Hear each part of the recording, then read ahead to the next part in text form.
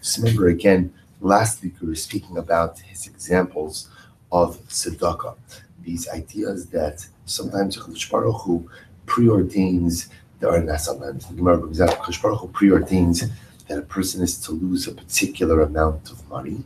So that's not up for discussion. The shaila is ultimately, again, how it is that the money is going to leave me. So if a person is zocha, the money can leave in the form of tzedakah. If a person is zocha, the money can leave in the form of constructive ways. If a person is not charitable, the money will leave in other ways, whether it's through penalties, through whatever, all the different ways he described. Obviously, this all fits in to the greater motif of the three-pronged approach to Emunah. That number one, everything is from HaKadosh Baruch Hu. Number two, all is Latova, all is for good. And number three, that there is a message or a purpose in everything that happens to us in life. See, goes on, in addition to the fact that sometimes HaKadosh Baruch Hu is gozer, that a person will lose money.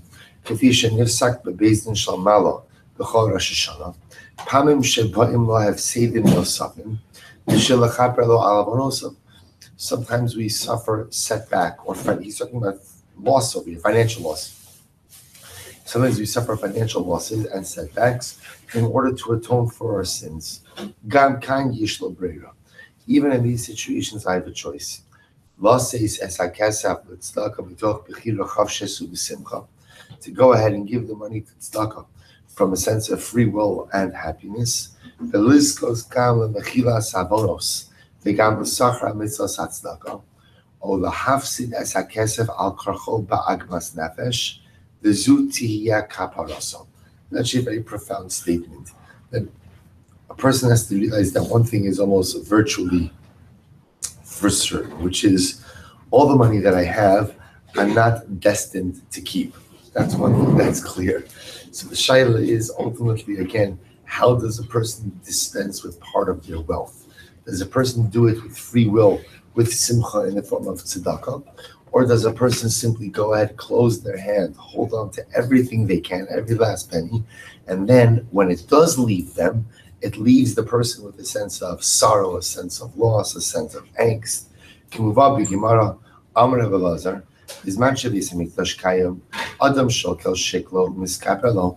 remember, we learned this Gemara today. Rabbi says on the Beis Hamikdash stood.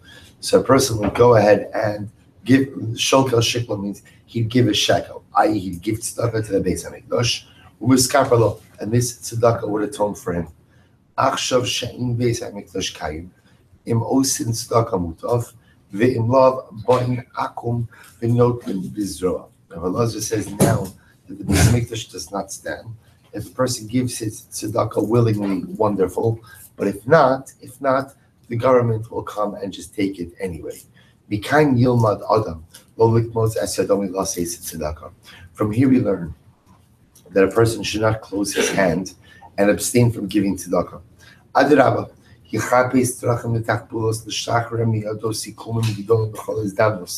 Just the opposite. A person should try to the best of his ability to go ahead and give large amounts of money to tzedakah in accordance with his abilities. Large is a subjective term. When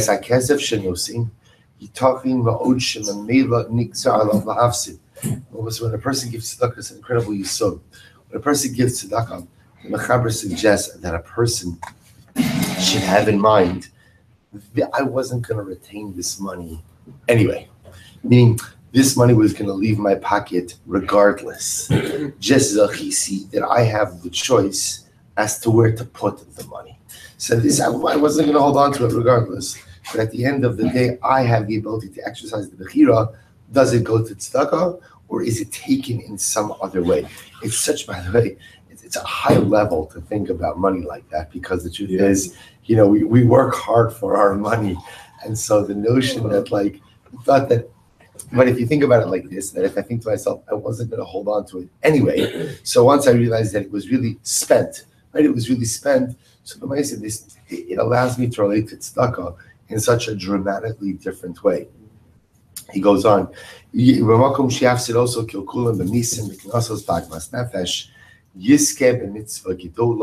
בהחזיק ידי תלמידי חכמים ועניים הגונים ובהפצת ספרי קודש ודיסקים של תורה, של אמונה ושל יראת שמיים ויזכרו לו עוונותיו. So just an incredible yisod. If I look at the idea that the money was spent anyway, this was nigzar from HaKadosh Baruch Hu, I have the great privilege to decide where it goes. But Lamaisa, it's gone regardless. And if it's gone regardless, I might also exercise my free will to send it in the proper direction. Page Kof Lamed Aleph. Lochin, Kasher Adam Avar Averas Tinua. So remember, all roads lead back to the police officer. Therefore, again, when a person goes ahead and makes a mistake, Avar Averas Tinua, and he goes ahead and let's say he has a traffic violation, right? He has a traffic violation. V'unetzar al yidei shoter. And he stopped ultimately again through the police officer. Miyad ya'aseh cheshbon. Im lo nasan ma'asos ba'oseh chodesh. So a person should think in the following way. A person is stopped by the police officer, and a person is obligated to pay some type of fine. So what happens? The person should begin to think to himself, if I didn't give my meiser that particular month,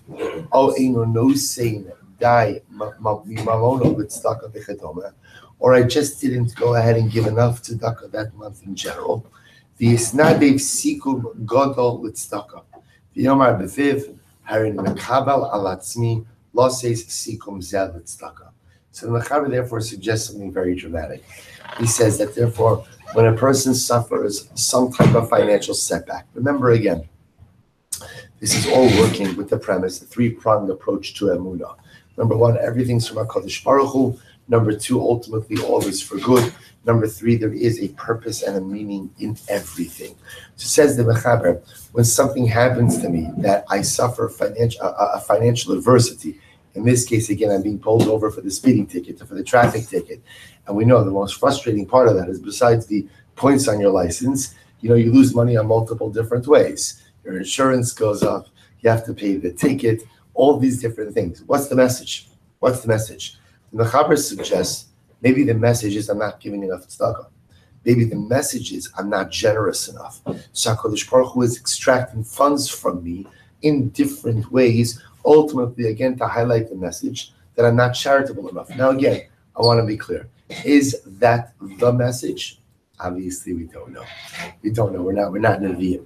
But our job is to try to figure out or try to intuit some type of message from all of our life circumstances. He goes on, second paragraph on page Kuf Lamed Aleph. Pu'ula zu shanasinas tzedakah davar gadol mod. This act of giving tzedakah is a great deed. Ki gam imin hashamayim lodonu oso al chesron tzedakah ela yeshna siba acheret sha'atzru oso etzem hamitzvah shekibar al atzmo la'asos laseis tzedakah kvar machriya oso lekavskos v'leisin shamelos. Remember again, so the Mechaber's simple example.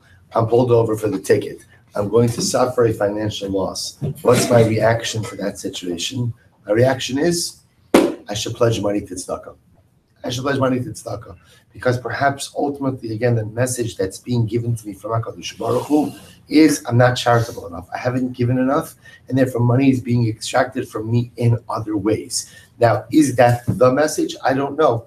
But one thing is clear, which is I will only benefit from giving money to tzedakah. See, even if after 120, I go up and HaKadosh Baruch Hu says, that wasn't the message I wanted you to get, that's okay, because the act of pledging money to tzedakah is in and of itself a zechus that will always tilt the scales in my favor. He goes on in Miyad, kishiyotze dino l'schus bebezdin shlamala, zemispate bepor lamata ba'olam hazeh. And immediately, again, upon securing a favorable judgment in the Bezdin Shamala, the upper court, this will manifest itself ultimately in this world. In other words, that if I take my adversity, in this case, my financial adversity, and I learn from it, and I grow from it, and I take a message from it, then by definition, that helps to change my circumstances immediately. All will ultimately be changed for good. Who needs some knasos? I have the ability to be saved ultimately again from knasos, from financial penalties.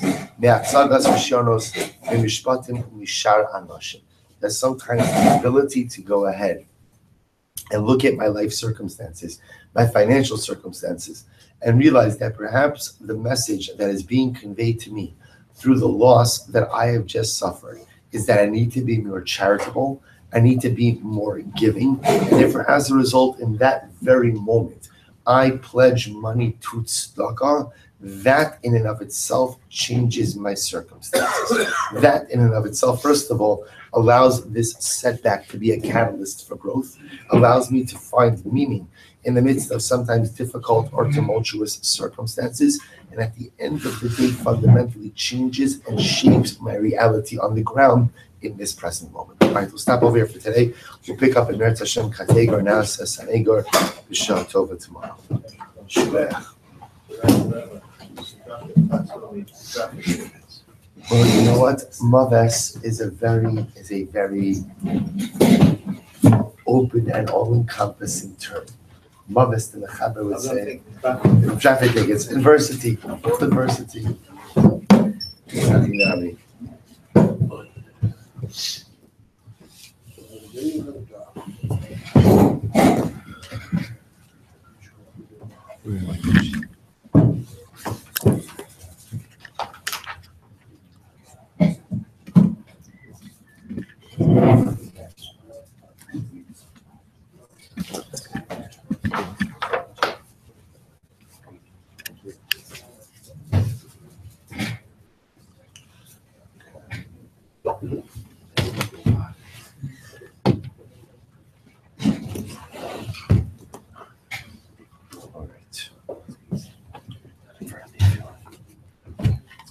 All right, I will say good morning. Let's begin.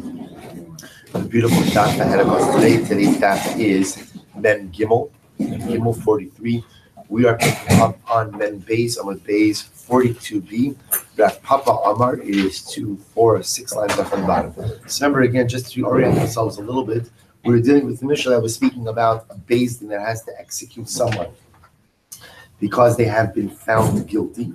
And we discussed the idea that the Beis Haskila, the place in which the person was stoned, the place in which the person was executed, was located outside of the Chutz LaMachane. Tafka, the Gemara says that we did not want to put the Beis Haskila next to the Beis in order that the Beis did not look like a group of murderers. Therefore, we moved it outside. So we discussed that based on the Psukim, that Chutz LaMachane meant, at least when they were in the desert, Chutz L'Shalosh Machanos, outside of the 3 camps. So says the Gemara, Papa says, Moshe Heichu Yosef.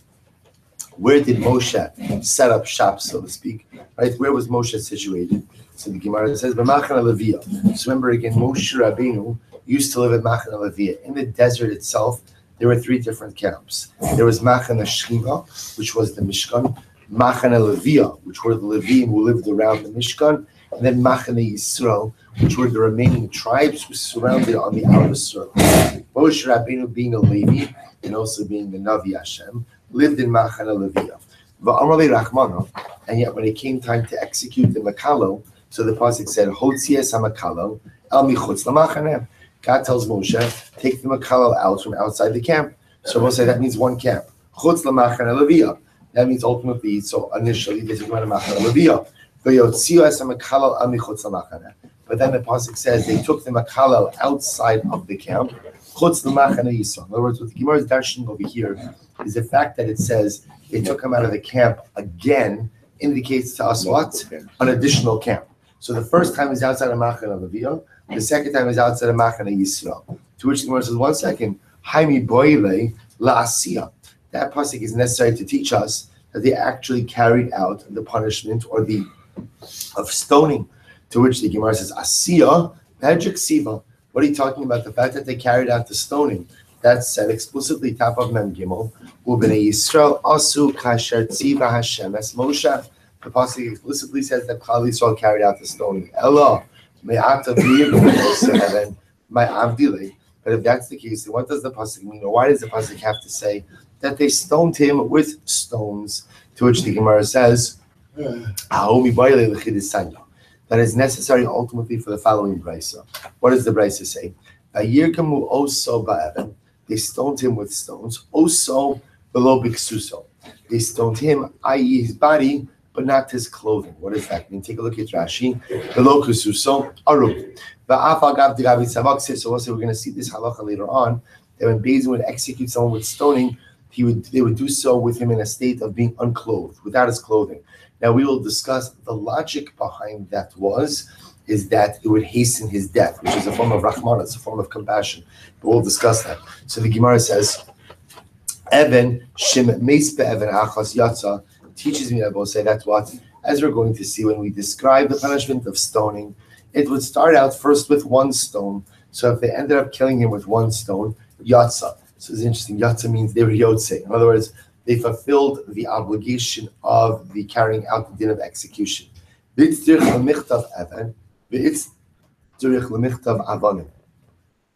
pasuk needs to write evan, and the pasuk also needs to write avan in plural. Why? Because of Rahmana evan.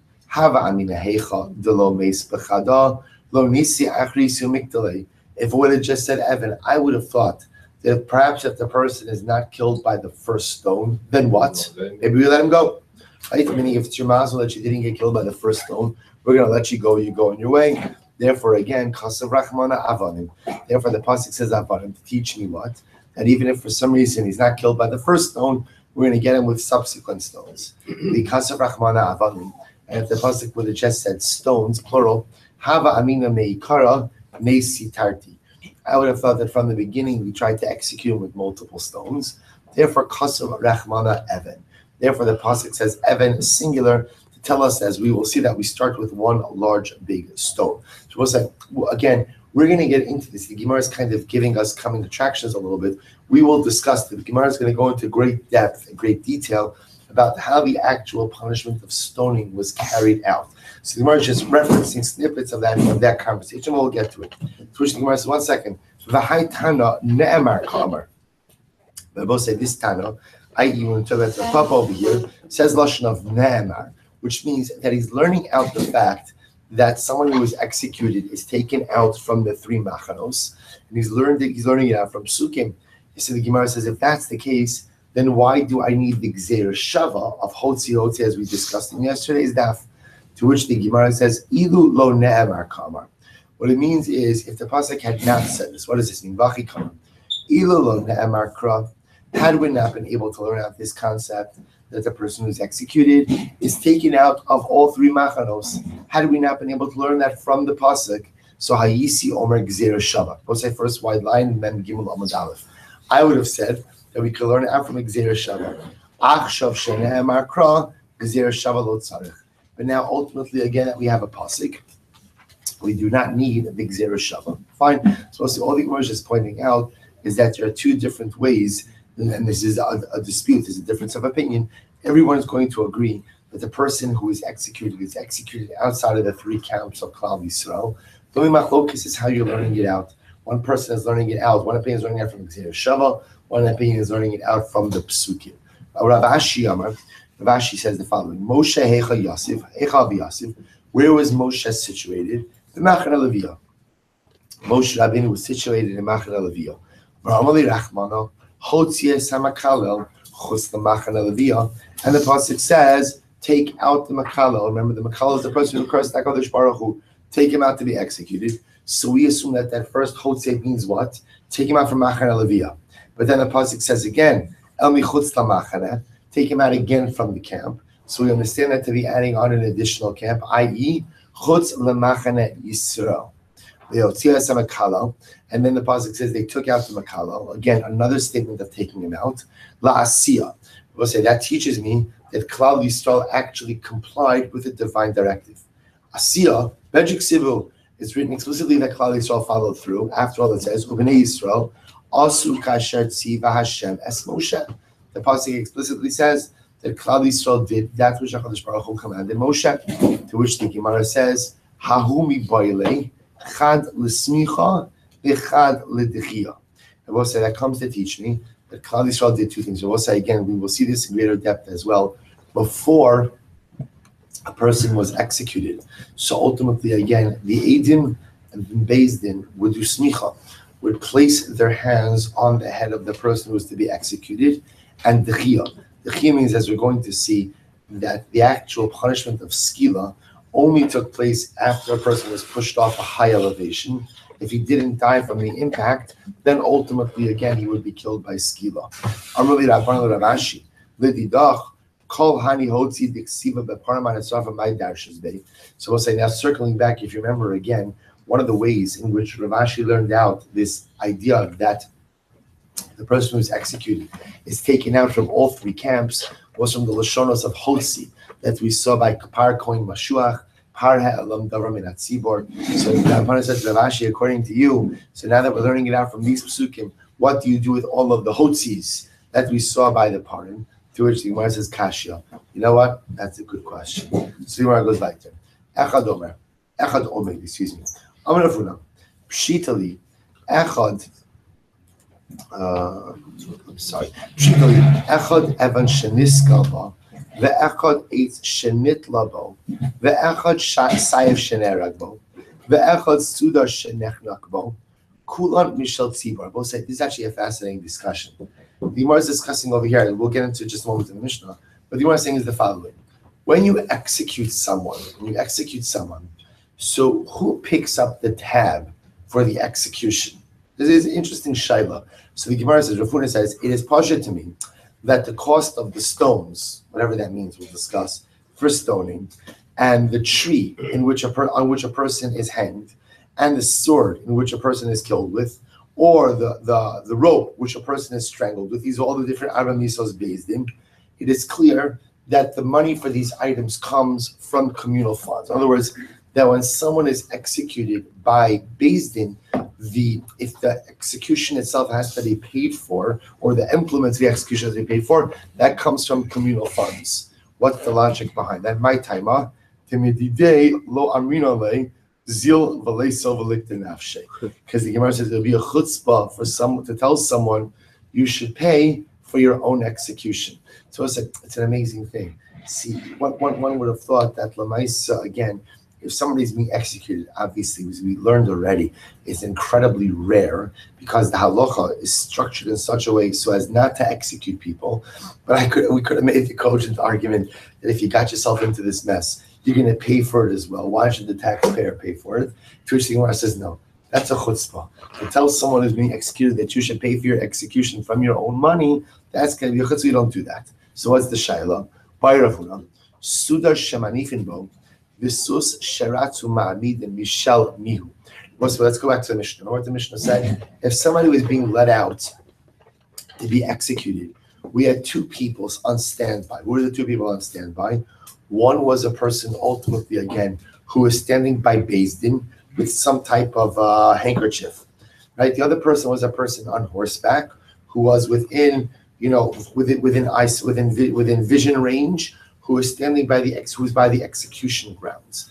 If somebody came to Beis Din and said, I have new testimony through which I can save the defendant, the guy standing by the Beis Din would wave the kerchief, right? The guy on horseback would quickly swoop up the defendant, bring him back to Beis Din, and they would go through the process again. To which the Gemara asks, who pays for the horse? Who pays? It's a rental, right? Who pays for the horse, and who pays for the kerchief, right? Where does this money come from? Whose obligation is it to pay? And both sides, by the way, by extension, it's also not only that. These are salaries, also, right? Meaning there's money over here. There's money that's being spent to support this system. Who is paying for this system? So the Gemara says the following. It's amazing. So the Gemara says, Mishal Mihu, Kevin Datzal Medidehu. I could say on one hand, since this is put in place ultimately to potentially save the defendant, so the defendant should pay for it. Or his estate, somebody should pay for it. Or maybe, since this is part of Beis Din's obligation, and part of Beis Din's obligation is to hold out the possibility of acquittal until the last possible moment, so Beis Din should pay for the handkerchief, and Beis Din should pay for the horse. To which the Gemara says, Visu, Hadam Rav Chiya bar Rav Ashi Amar Rav Chisda, Hayotze lehareg, Mashkin oso korat shalavona, because shalyayin. Not only that, there's an amazing halacha.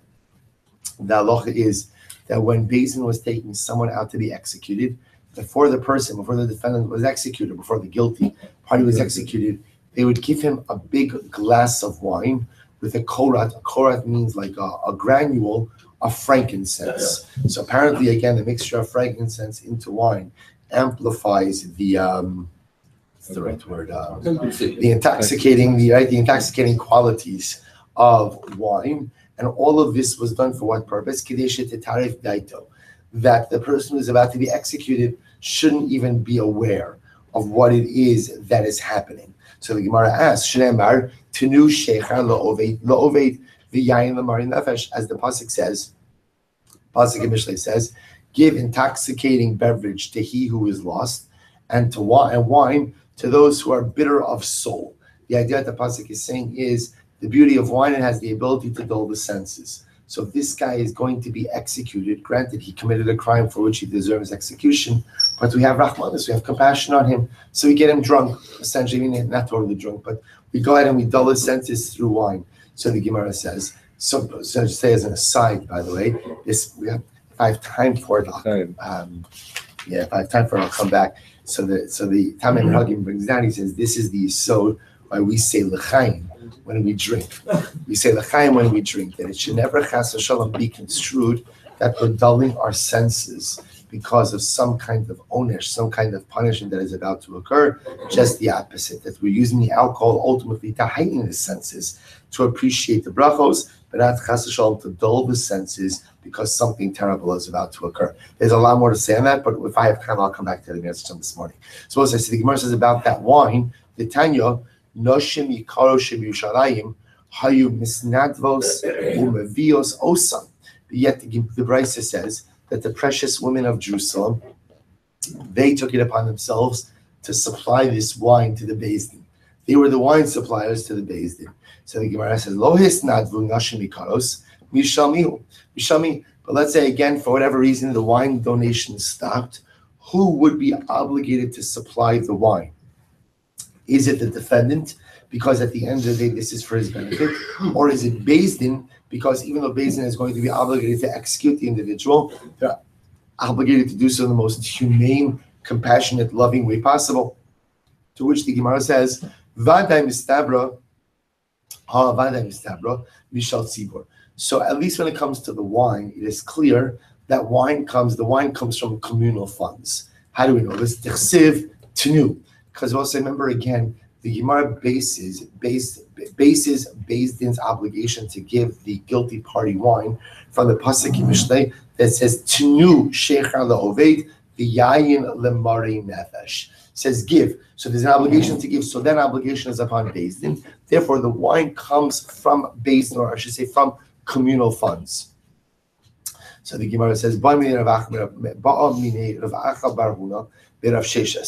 So we'll say, so again, interestingly enough, the Gemara doesn't end off with this. The Rambam paskins that both the horse and the kerchief, both come from communal funds. That this is part of the cost of doing business. That since ultimately, again, it is Beis Din's obligation to leave the door open for acquittal until the final moment. So therefore, all the associated costs with leaving that open until the last minute are ultimately borne by Beis Din, and therefore are supported by communal funds. Incredible.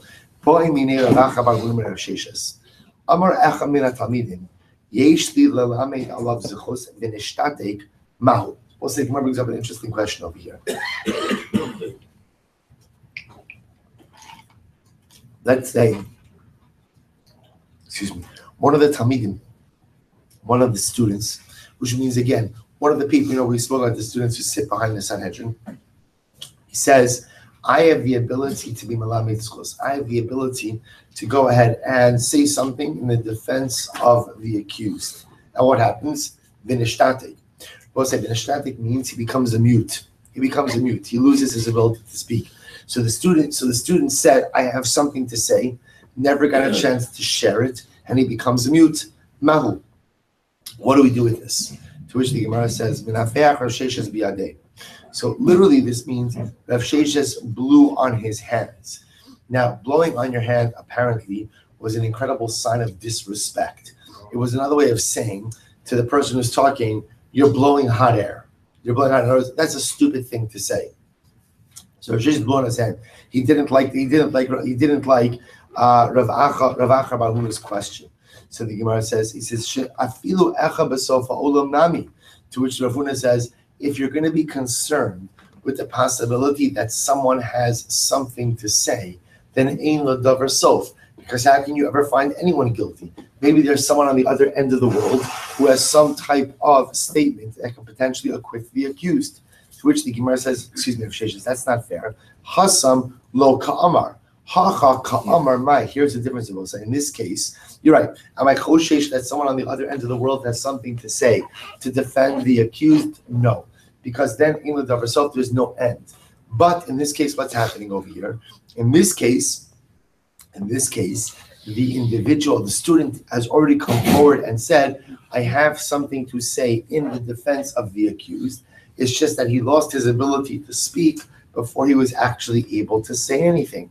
To which the Gemara says, Tashman Rabbi Yossi Bar Chanina, Echa mi'at talmidim shezicha umeis. So also Rabbi Yossi Bar Chanina says that if one of the students in the Sanhedrin went ahead and said something in defense of the accused, he says something in the defense of the accused, and his statement ultimately again held water. And then what happens? But he died.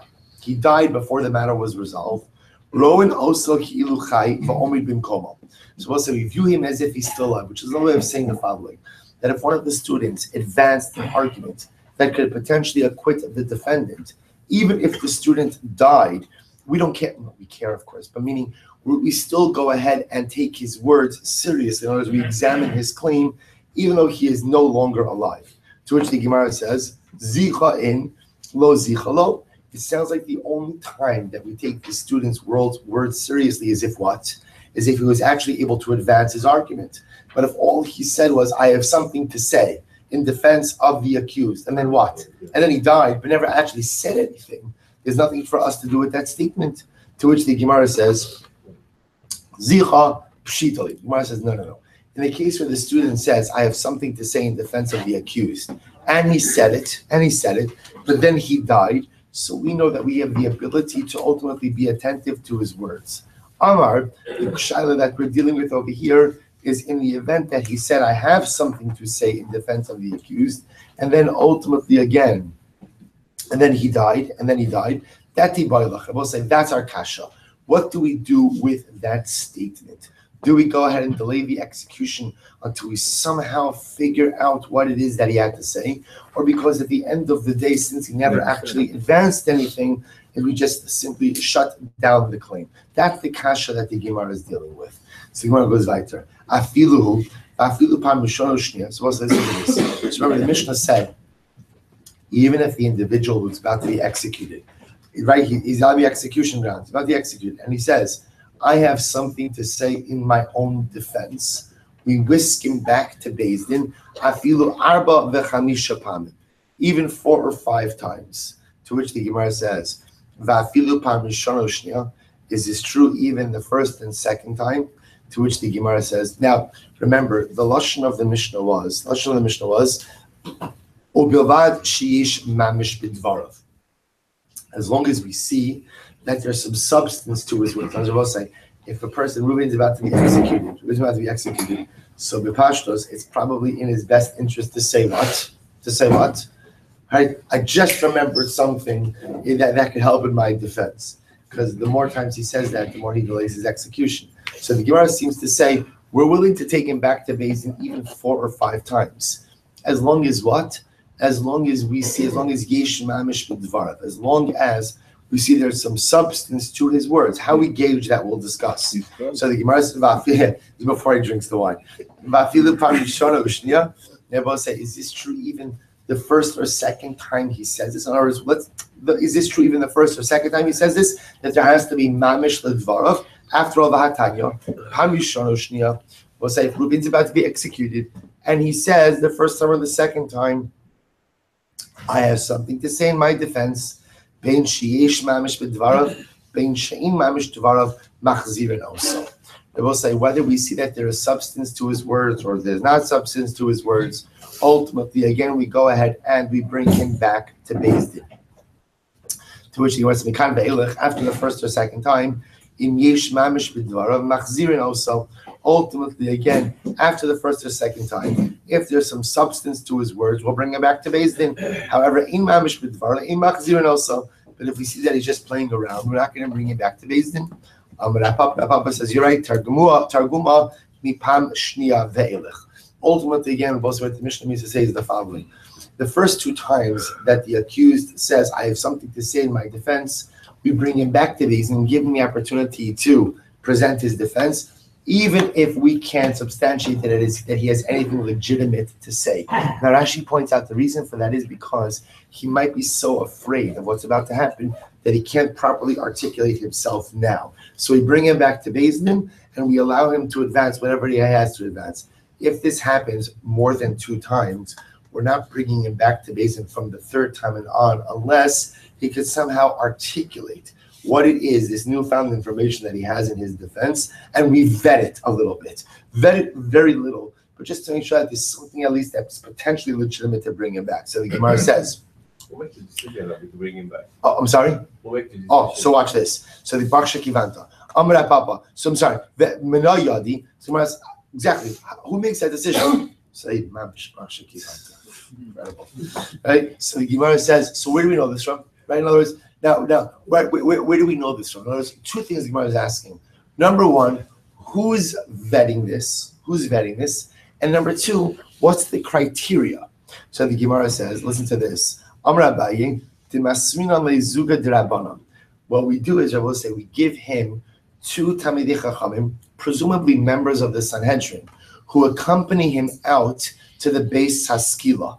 And what happens? He says, right, the defendant says, I have something to say in my defense.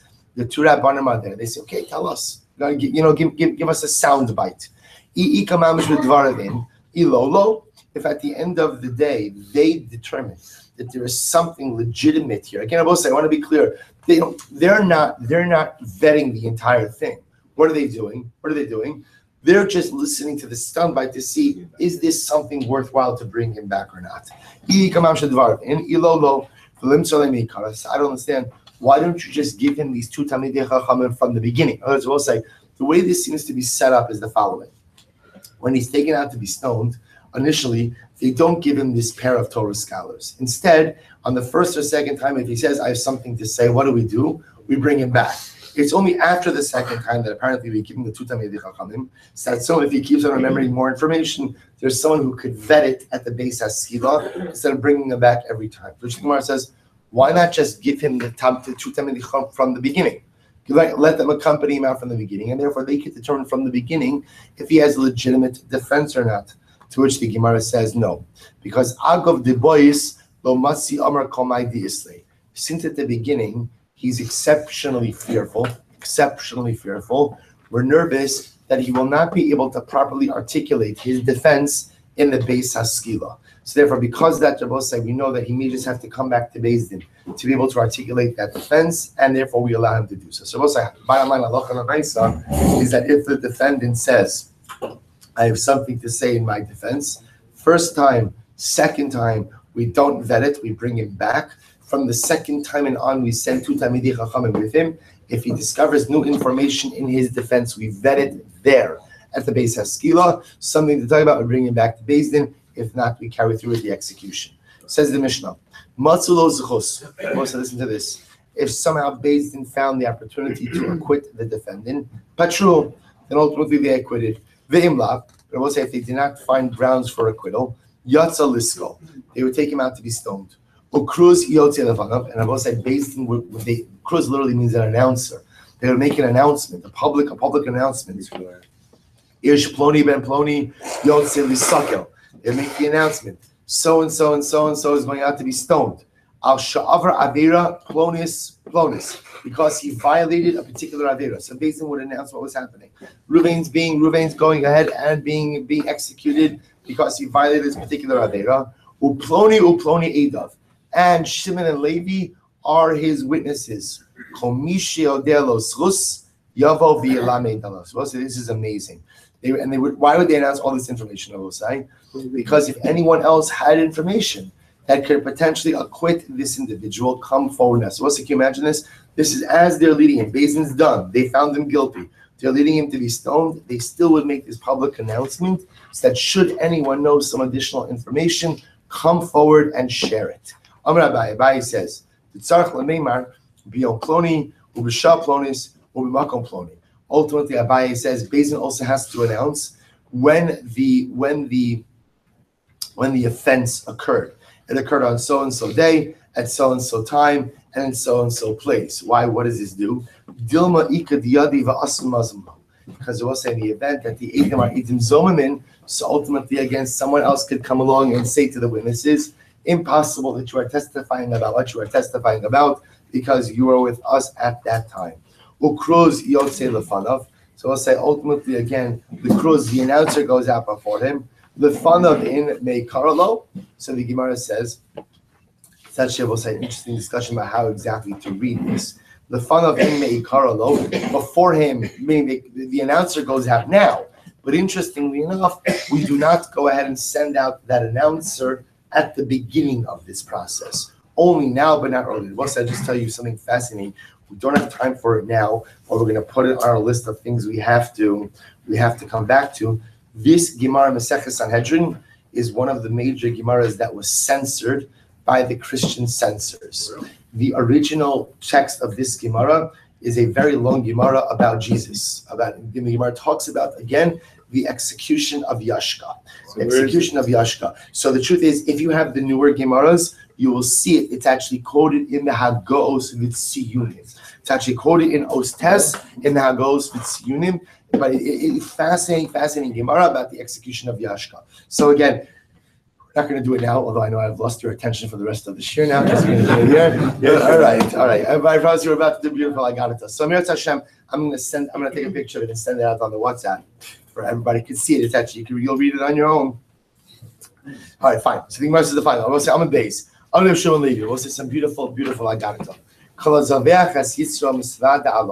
We'll say anyone who literally sacrifices his Yetzer, sacrifices his Yetzer Hara, right? And ultimately again confesses for his sins. Now what's the case of it? Look at Rashi. So we'll say if a person, let's say, fell prey to his Yetzer, fell prey to my evil inclinations, to my desires, to my wants, but then I rebound.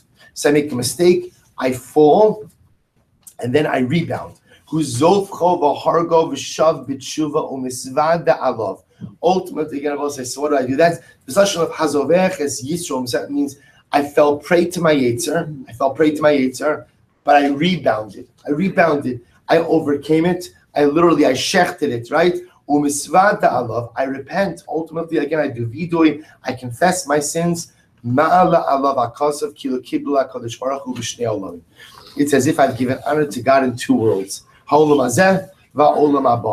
this world and in the next. He goes ahead and offers up a toda. The Gemara is actually from the two nuns. By the way, you see the greatness of this Gemara? Besides the very beautiful Elul tie-in, but you understand, sometimes the greatest accomplishment is not sinning. What I was saying, because to lead a life of not sinning is impossible. We all sin. We all make mistakes. The greatest accomplishment is to sin and to rebound. That's what HaKadosh Baruch Hu wants more than anything. That's Zoveach es Yitro Misvada. I fell prey. I made a mistake. I stumbled. I fell. And now, Baruch Hashem, I've rebounded. Not only have I rebounded, but I have taken control over my Yetzer Hara. That says the HaKadosh Baruch Hu, you do that for me, it's as if you've given me covenant in this world and in the next. Rabbi Shmuel, Bizman Shabbos Hamikdash Kayim Adam Makriv Ola Schar Ola Biyado Mincha Schar Mincha Biyado. So when the Beis Hamikdash stood, if you offered up a particular type of carbon, you got credit for that type of carbon. You offer up an Ola, you get schar for an Ola. You offer up a Mincha, you get schar for a Mincha. About Misha Daito Shvela. I will say now, if someone is exceedingly humble, Ma'ala ala vakasav kilo hikriv kala karbanos kulan. We'll say, bless you, the power of humility. If a person is humble, they get credit as if they have offered up all of the karbanos. Shene Emar, Zivche Elokim Ruach Nishbira. that it will say the greatest sacrifice a person gives to God is broken spirit. Broken spirit in this context ultimately means humility. Not only that, so when a person is humble, his tefillos, literally tefillos his tefillah doesn't become disgusting. His tefillos are accepted. When a person approaches HaKadosh Baruch Hu with humility, his tefillos are accepted. Shene'emar leiv nishbar v'nitke elokim lo sivseh. Ultimately, again, a broken heart. All right, a broken heart. Nitke means a downtrodden heart. The Ribono Shel Olam never despises. So what's the connection between these two Gemaras? The connection between these two Gemaras is humility is a prerequisite for tshuva. Because I will say the reason we sin at the end of the day, at the root of every single sin, we often think that sin is a result of taiva, of desire. At the end of the day, the root of every single sin is gaiva, is arrogance. Because what a person essentially says is, what I want for myself is more important than what God wants for me. At the root of every single sin is egocentricity, is gaiva. The only way ultimately, again, to overcome gaiva, egocentricity, and arrogance is shiftless, is humility, is anava. And therefore, again, the Gemara says if a person has anava, it's as if they've offered up every single carbon possibly imaginable. And the most important carbon of them all is I'm able to offer up, I'm able to overcome, I'm able to vanquish my Yetzer Hara. Baruch Shalom doesn't ask us not to sin. Kadosh Baruch Hu just asks us not to lead egocentric lives, not to make the pleasing of the self the center of my universe, to ultimately cultivate within myself a sense of humility, to rebound, to regain control over my Yetzer, and ultimately come back to me. Incredible Gemara. Says the Mishnah, so we'll say, listen to this amazing Gemara. When they were approaching the Beis Haskila, when they were 10 amos away from the Beis Haskila, Omrim Lo, they would say to the accused, Hisvada, confess, do vidoy, you're about to be killed, do vidoy. Shekein derech kalamum sin misvadim. Because we'll say anyone who is about to die should do vidoy. The Gemara says, Shekalam misvadi shechelik olam haba. Because anyone who does vidoy, right, we'll say even if I've sinned terribly in this world, if I confess before I die, then I have a portion in the world to come. Shekim matzinu ba'achan, sha'amar lo Yoshua. As I will say, we see this by Achan, right? By Achan. Achan, we'll discuss the story of Achan. Achan was alive at the time of Yoshua, and he made the mistake of partaking of the spoils of Yericho. Yoshua Parakeh. So ultimately, again, Kadosh Baruch Hu tells Yoshua, when you destroy the city of Yericho, leave it desolate, don't rebuild it, you can't partake of the spoils. Achan took part of the spoils, and as a result, Klal Yisrael suffers setbacks when they try to go to war against the city of Ai. So the Gemara says, "Shneimar leYoshua b'ni simna kavod la'Hashem Elokei Yisrael v'tein lo toda." My son, this is Yoshua speaking to Achan, give kavod to Hashem, the God of Israel. The same lo soda. Same lo soda doesn't mean give him thanks. It means confess. Hoda. Vayan Achan es Yoshua vayomer emne anochi chatasi ukazos. And indeed, Achan goes ahead and confesses his sins. He says, yes, I violated the word of God, and I did like this and like this. How do we know that Achan's vidui ultimately secured him atonement? Shene'emar vayomer Yoshua ma'achartanu ya'arkicha Hashem bayom hazeh. Yoshua says to Achan, the same way you have uprooted us through your misdeeds, God should uproot you on this day. It's only on this day, i.e. in Olam Hazeh, that you will be uprooted. But you will not be uprooted in the world to come. In other words, that Achan, because you did vidui, you'll have a portion of Olam Haba.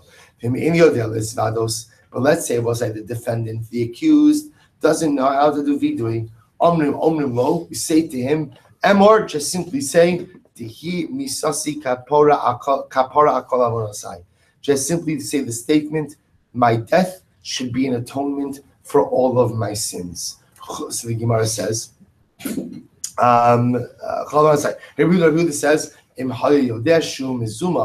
says, let's say the accused knows that he's been framed. He didn't do this. He did not commit. He's being executed, but he is convinced of his innocence. Then what should he say? Omer, te misasi kapora akol avonasai, chutz mi avon zeh, that my death should be an atonement for all of my sins except for this one. Except for this one means what? Because I didn't do it. So Gemara says, Amrulo, they said to Rabbi Yehuda, Im Cain, you call Adam Omer Cain, Kedilanako says Satzmo. We'll say, the world has yet to execute a guilty person. Right? So I'm saying if you go and you give him this formulation, everybody's going to say this because everybody professes their innocence, right? Throughout the entire, right? Everybody professes their innocence. Therefore, Lamaisa, again, we don't teach him to say this, because if he ends up being a person, the defendant is going to feel forced to say this in order to save face. And if you do that, then what? He loses out on the ability for his vidoy to be impactful. Says the Gemara Rabbanan, Ein no ela lashon bakasha. We will say the word no ultimately again is lashon bakasha. This is by Yoshua. Yoshua says to Achan, Haged no li ma'asisa. Please confess your sin. Confess your sin. Yoshua. So remember again, just to give you the progression of it, Klal Yisrael goes to war against Ai, and they suffer casualties, which was a great anomaly because Klal Yisrael did not suffer casualties in their conquest of Canaan. So Yoshua realizes something is wrong. Kadosh Baruch Hu tells Yoshua, Chati Yisrael, Klal Yisrael sinned. Now Yoshua knows very well Klal Yisrael doesn't sin because he has his hand on the pulse of the people. Rather, it must mean someone amongst Klal Yisrael sinned. Amar lefanav Ribbono shel mi chata. So Yoshua says, God, who sinned? Listen to this. Amar le v'chi dilatar ani, right? Ani lecha. V'chi dilatar ani. So God says, what am I? I'm a tattletailer.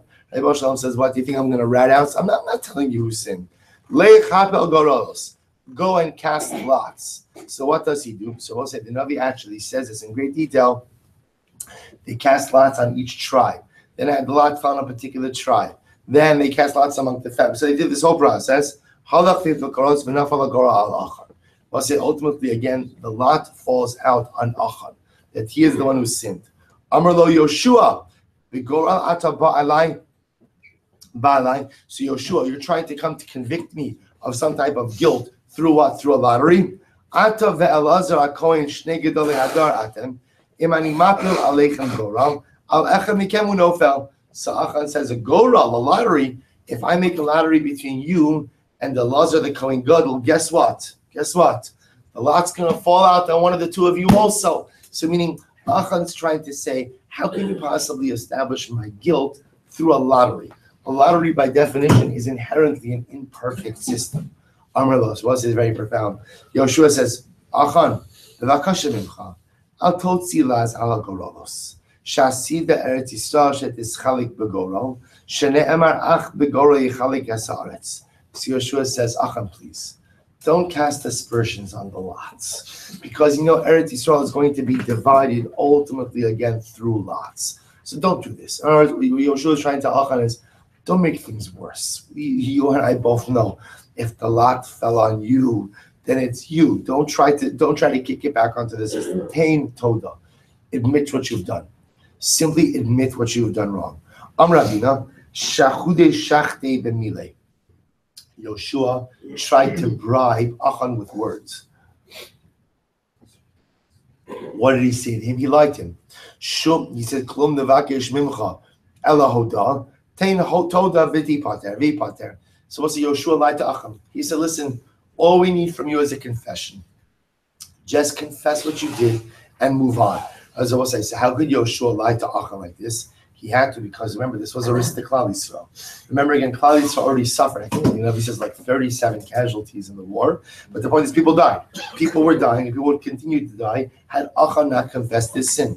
Yoshua realized that Achan was not going to confess. So he lies to him. He says, all we need from you is a confession. Just confess. Just tell us what you did, and you could go on. You could go on your way. Miyad vaya'an Achan es Yoshua vayomar amna anochi chatasi laHashem Elokei Yisrael v'chazos asisi. So Hinami said Achan goes on and he admits, he confesses that which he did, that he took the spoils of Yericho, and he's v'chazos asisi. Amra vasi amra b'chanina melamed shema'al Achan b'shlosha charamim. In fact, it turns out that we'll say that what? Achan had partaken of 3 charam. Now, we'll say, as we're going to see, there were certain wars that Klal Yisrael waged where it was permitted to take spoils, and there were other wars where it was not permitted to take spoils. Apparently, Achan had taken spoils, prohibited spoils, 2 previous times in his lifetime. Shnayim, first by line of us, Gimel days. Shnayim made Moshe 2 times during the lifetime of Moshe Rabbeinu. The Echad b'mei Yoshua, and 1 time when Yoshua was alive. Shnei Amar Kazos v'Chazos Asisi. So it's a little bit of words. He admits what he did, and Kazos v'Chazos, which tells us on 2 previous occasions he had done things as well. Rabbi Yochanan Rabbi Shimon Chamisha. In fact, Achan had taken prohibited spoils 5 times before. Arba b'mei Moshe, 4 times during Moshe Rabbeinu's lifetime. Ve'echad b'mei Yoshua, and 1 time now during Yoshua, specifically during Yericho. Shnei Amar Anochi Chatasi v'Chazos Asisi. This is making a play on the 2 yuds in Asisi. So Chazos v'Chazos Asisi with 2 yuds. 4 times he took prohibited spoils during times of Moshe Rabbeinu, 1 time during Yoshua. So the Gemara says, it will say, by the way, and you understand the craziness in this, right? During the times of Moshe Rabbeinu, Klal Yisrael is totally sustained. First of all, they were already wealthy. They all left with the incredible spoils of Egypt. So why does he need to take prohibited spoils from the cities? Elamai, you see ultimately again the power of greed, right? It's oif kesef lo yisba kesef. It's never so. Real greed is not actually about what you have. It's about, well, there's a lot of psychology to it, but it's either about, again, not wanting someone else to have more, or just this feeling that for some reason you'll never have enough. So he goes on, so if indeed Achan had taken prohibited spoils during the times of Moshe Rabbeinu, why wasn't he punished earlier? So we'll say, well, actually stop over here first. Actually, let's go back to 1 line. Because Klal Yisrael was not held collectively responsible for the act. The Nistaros refers to the fact the following: that after we crossed the Yarden, after we crossed the Jordan River and entered into Eretz Yisrael, there was collective responsibility not only for the known actions of one another, but even for the unknown actions of one another. The Nistaros. Right? When Klal Yisrael enters into Eretz Yisrael, we become mutually responsible for each other about the things we know and about the things we don't know. Kitanoi. So the Gemara brings machlokes tanoim. The pasuk says that which is hidden is for God, and that which is revealed is for us and for our children for all eternity. Lama nakud al lanu ulevanenu ve'al ayin shebad melamed. Why are there dots on top of lanu ulevanenu and the ayin of ad? Shelo anosh al anistaros ad she'avru Yisrael asayid Rabbi Yehuda. What Rabbi Yehuda held that the din of arvus, the din of mutual responsibility, specifically the idea that I am responsible for you, you're responsible for me, about the actions I know about and the actions I don't know about, that heightened level of mutual responsibility only kicks in after we cross the Jordan River. Nehemiah says that's crazy. How could we ever be, see, I will say, I could be held responsible for your public actions, right? You could be held responsible for my public actions, but how could I ever be held responsible for that which you do in private? And how can you ever be held responsible for that which I do in private? Rather,